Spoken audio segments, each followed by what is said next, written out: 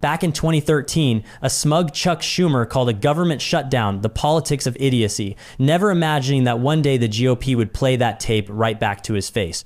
Today was that day, as Republicans masterfully exposed his entire anti-Trump stunt for the whole world to see.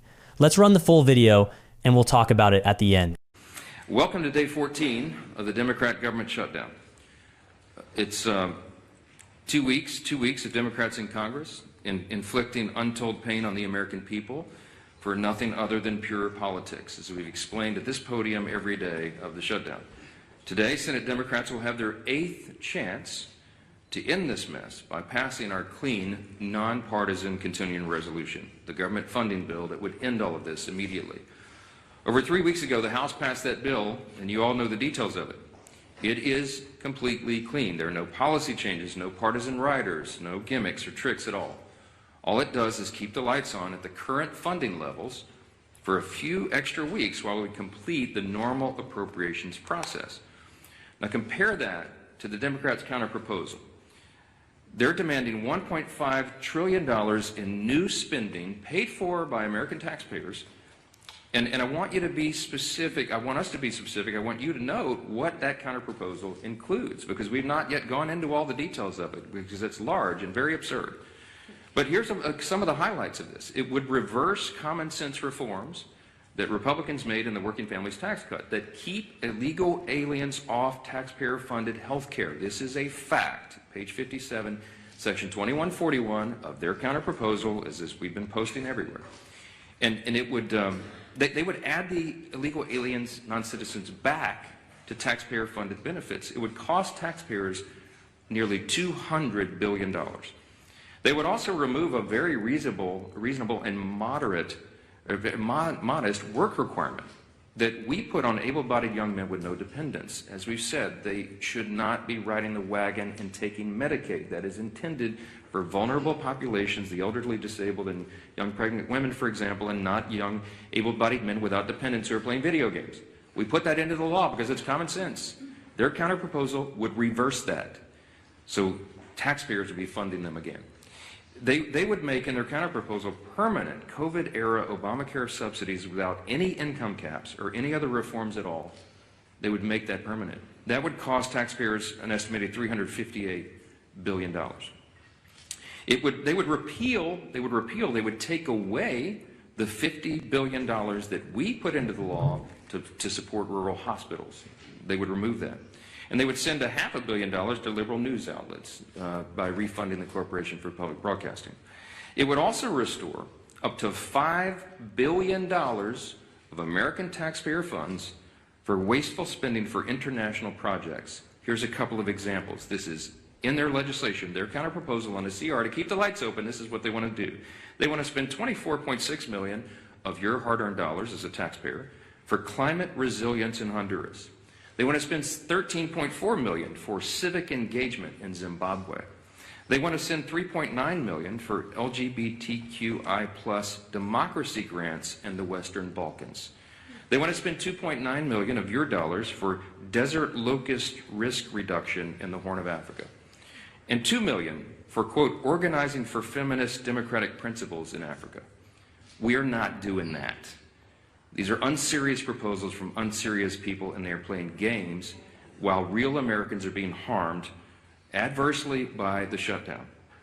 Yesterday, I read you an excerpt from President Obama's speech during the 2013 shutdown when he advocated for a clean CR to reopen the government and resume negotiations. It sounded very familiar. Democrats cheered him on back then, including Chuck Schumer. He himself said some Republicans' refusal to support a clean CR back then was, quote, the politics of idiocy. Take him at his word. So yesterday we decided to do a little count of the number of times that Chuck Schumer has supported continuing resolutions just since he became the leader of the Democrats in the Senate in 2017. That number came out to 29 out of 30 continuing resolutions.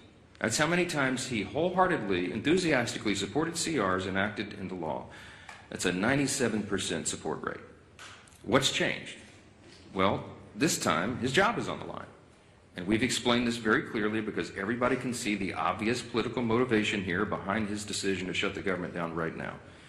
He helped us avert a shutdown in March by doing the right thing and supporting virtually the identically same continuing CR that we're offering today. And his radical base went crazy, and they haven't forgiven him for it. That's why Chuck Schumer is opposed to it today. That's what changed. It's very obvious. This government shutdown is plainly and simply an exercise in image rehabilitation. This is an attempt at image rehabilitation for Chuck Schumer. So selfishly, completely about himself, he is shutting the government down to hurt other people. He needs to show a fight against President Trump so he can keep his left base happy through the next election cycle. How do we know that? Well, his record shows the obvious truth about it.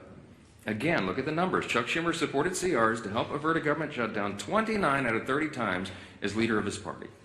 And he emphatically supported every single CR enacted into law since 2017, except for one.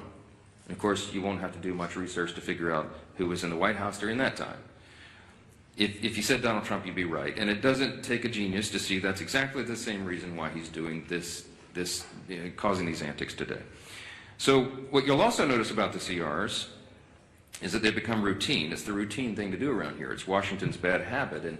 And a CR was meant to be a temporary measure. Is meant and designed to just keep the government open and funded for the people while Congress finishes its work on a final budget.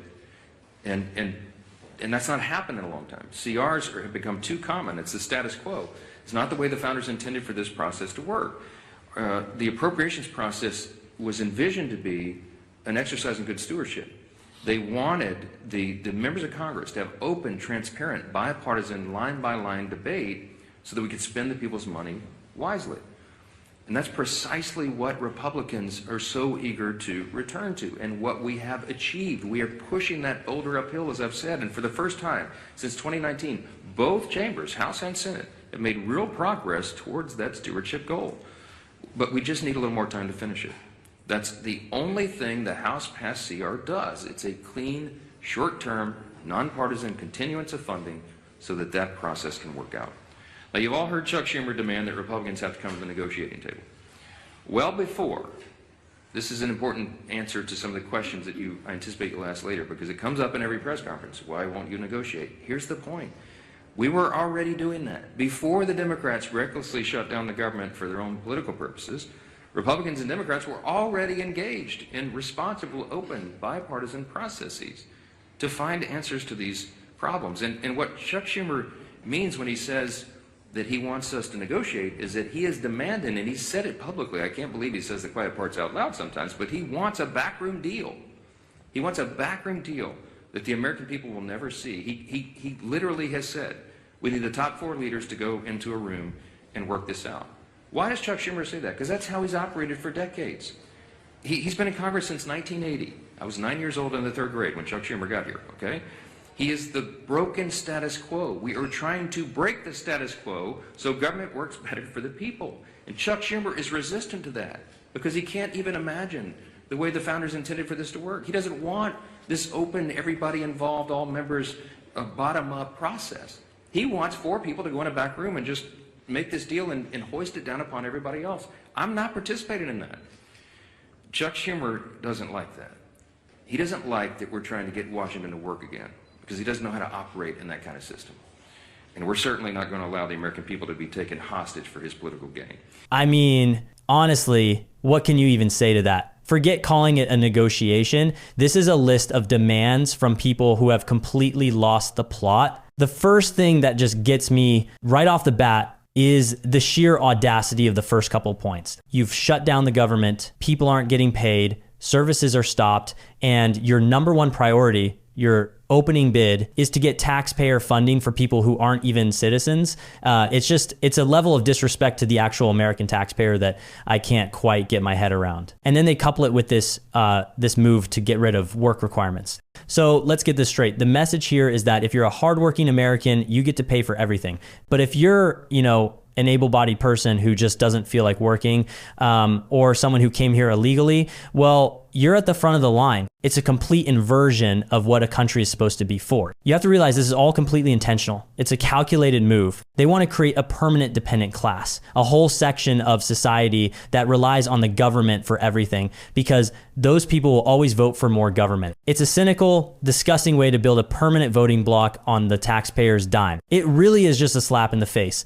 They're telling you loud and clear that their party is there to serve everyone except the citizens who actually fund it. It's a total betrayal of the social contract, you know? Then you get to the next part, which is just, it's the swamp, looking after the swamp. Of course, they want to funnel $500 million to their friends at the Corporation for Public Broadcasting. I mean, why wouldn't they? It's their personal propaganda arm. You have to see it for what it is. It's basically a money laundering operation. Taxpayers are forced to give money to the government, and the government turns around and gives that money to the media outlets, who then provide glowing coverage for them. It's a perfect closed loop of corruption and trying to make those Obamacare subsidies permanent. I mean, that's the classic move, isn't it? Take a temporary emergency measure and then try to make it a permanent feature of everyone's lives. They create the dependency, then they make you pay for it forever. It's just so dishonest. But the last part is where it just goes from being insulting to being a complete joke. It's actually humiliating. They're shutting down the United States government, hurting their own people, and they will only agree to open it back up if we agree to fund, what was it? LGBTQI plus democracy grants in the Balkans. Are you serious? You're holding your own country hostage over that? Over sending money to Honduras for climate resilience? Whatever the hell that even means. It shows a complete and utter detachment from reality. They don't live in the same world as the rest of us. So what's their actual priority? After all this, it's clear. Their priority is exporting their toxic woke ideology to every corner of the globe. Their loyalty is purely to this weird globalist NGO slush fund agenda. It's the ultimate proof that their platform is and always will be America last. They will literally put funding for feminist democratic principles in Africa ahead of funding our own government. You couldn't make it up if you tried. Drop your thoughts in the comments below, and while you're there, don't forget to like and subscribe. Thanks for watching, and I'll catch you in the next one.